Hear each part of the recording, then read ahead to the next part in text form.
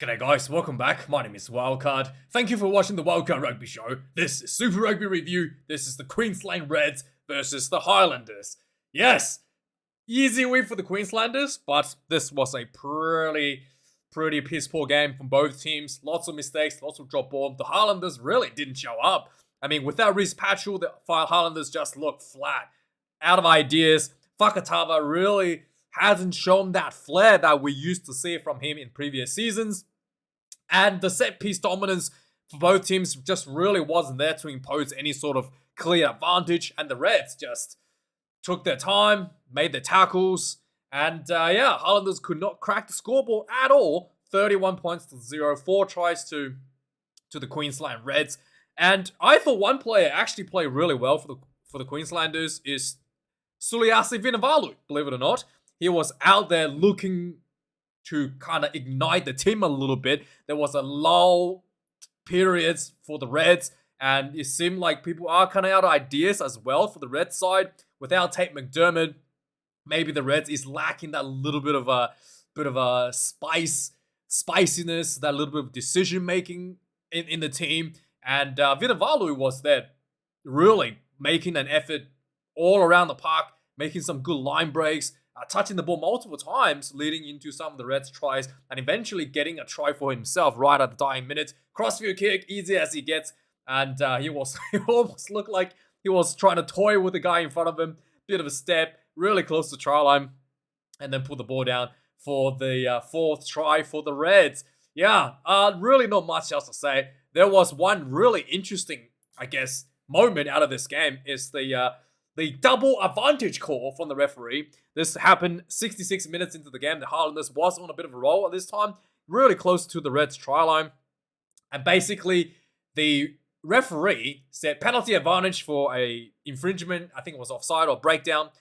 And Fakatava picked up the ball, immediately dropped it on the ground, and took a quick tap. And the referee says, no.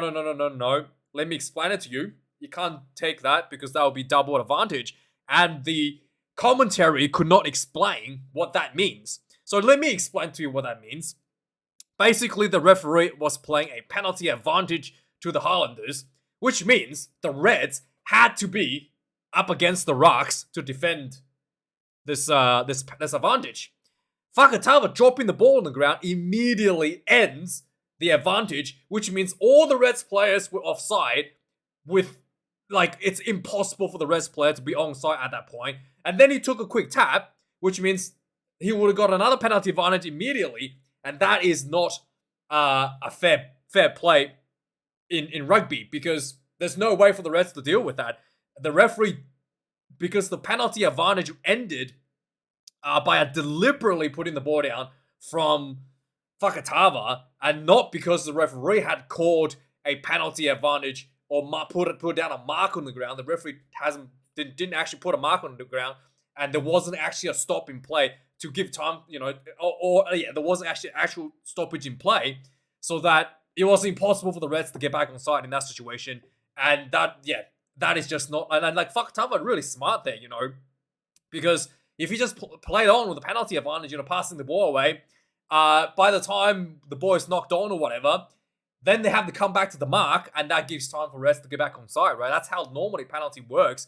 But he immediately dropped the ball on the ground where the mark is, and then took a quick tap, and that is just not, that is what the referee referring to as a double advantage, because you literally not possible for anybody or any team in that situation to avoid being offside in that situation. It's not possible, because everybody was under the impression that the Highlanders is playing a penalty advantage, and then to quickly drop the ball, suddenly turning that into just a penalty and quick tap, it's just not a play that is that the referee thought was was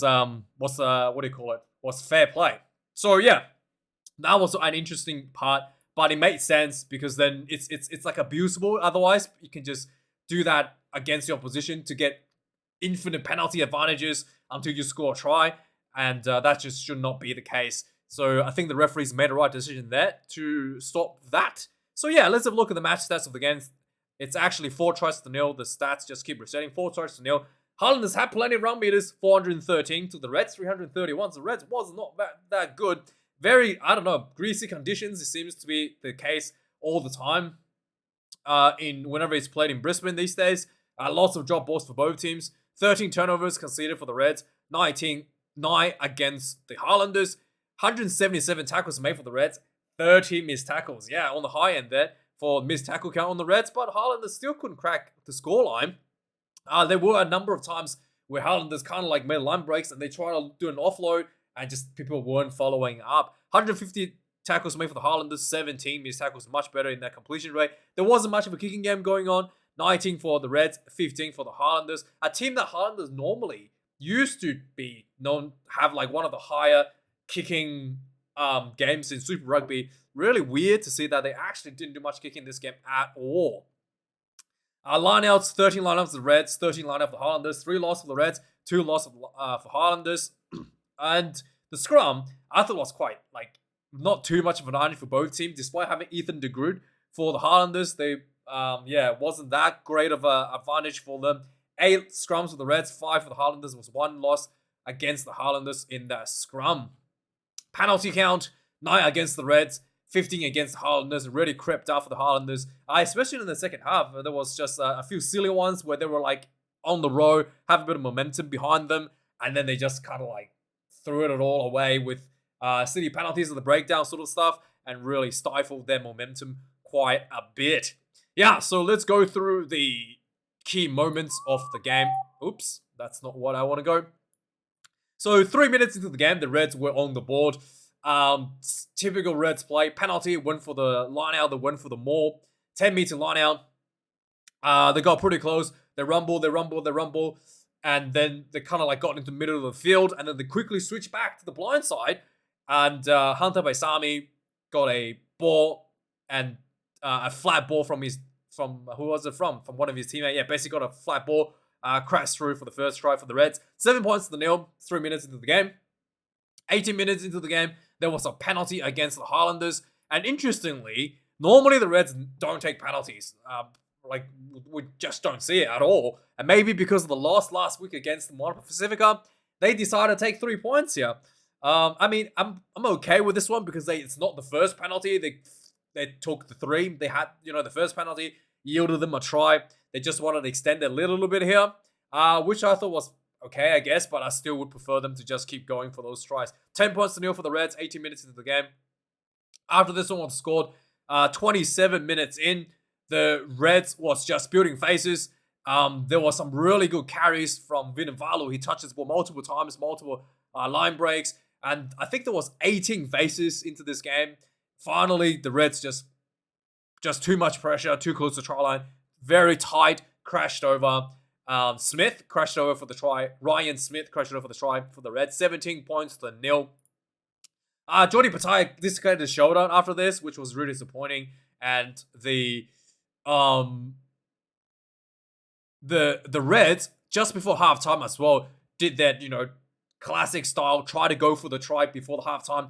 They went for it. They got really close to the try line, pick and go. Vunivalu just short, and then the ball was placed back, knocked on, and that was pretty much the last play before half time. Second half, 43 minutes into the game, Highlanders looked like they were building into something. They looked like they scored a try, in fact, but there was a knock on leading into it. So first try was disallowed for the Highlanders, and that was pretty much the closest they ever got to scoring tries, just being denied over the try line. And the following that up, the Highlanders was having more opportunities inside the Reds half, but lots of knock-ons, just handling errors, and like frustratingly high amount of handling errors around here. Reds as well, just handling errors, just giving the ball straight back to the Highlanders, and wasn't really going anywhere. 61 minutes into the game, there was a nice little kick behind by the Reds, and the Highlanders were tackled in goal, which led to a 5-meter scrum. The Reds had the ball in the scrum, really just controlled it, dominated the scrum, got the penalty. Harry Wilson picked up the ball, flicked it back out to Thomas, and Thomas, quick ball to Paisami, and Paisami, another quick flat ball to Crichton, crashes through for the Reds. third try. 24 points to nil, 61 minutes into the game. And finally, on the last minute of the game, the Reds kind of finished the game the way they want a full time, the way they finished halftime. I thought they were just going to take the 3-point and go home. Because this could have been like if the Highlanders had taken the ball back and then, somehow ran 80 meters down the other end and scored a try, the Reds could have lost the bonus point. And they decided to go for this try anyway. So they went for it, and I'm glad that they did because it was really well, nicely executed. They went for the line out, they went for the maul, got the penalty advantage, the ball went out, crossfield kick, and it's Vunivalu got the ball. There's one player in front of him. He danced around a little bit. The other player just fell over, essentially. And then Vunivalu crashed through, and I thought it was a well-deserving try for him for his, exceptionally hard work throughout the game in this match. And really well done there for Vunivalu. And the Reds really kind of walked over this Highlander side quite comfortably, 31 points to nil. Can't really get it much, more comfortable than that. I thought, the Reds weren't that sharp themselves, considering pretty lackluster, and still was able to walk away with a clean slate. So let me know your thoughts about this game, guys. Like, comment, and subscribe. And thanks for watching. I'll see you guys tomorrow for Super Rugby. Blues versus the Brumbies, I think it's tomorrow. And then Crusaders versus the Western Force in Perth. Anyway, thanks for watching. Like, comment, subscribe. Cheers.